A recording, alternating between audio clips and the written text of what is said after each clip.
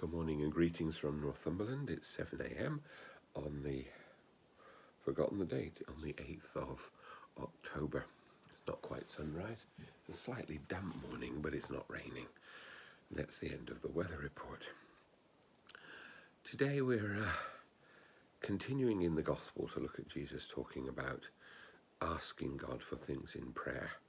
You know, would someone who loves you treat you badly?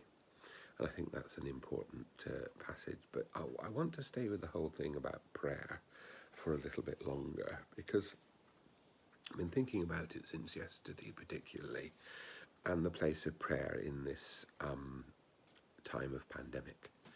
Because it seems to me that what prayer is about is staying close to God.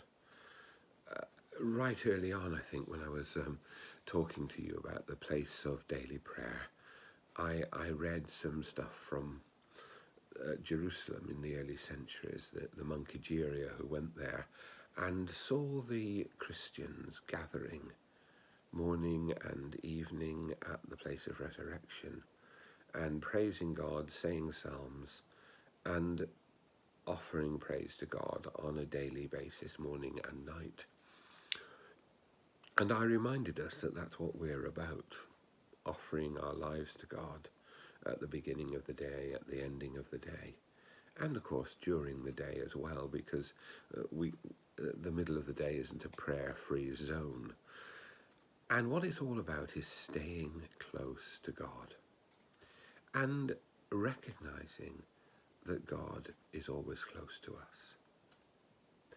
And that does seem to me to be a key to going forward. I am daunted about this winter.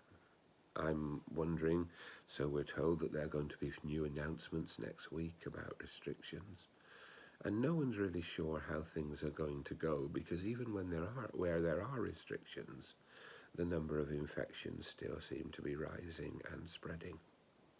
No one is sure. And the thing that we can do, I think, for ourselves is to recognize the way that God is with us in this, because he loves us, and that we turn to God because we love God. And that also, as we were reminded last week, to love God then outflows into loving our neighbours and also loving ourselves. And for me, our prayer is key to this.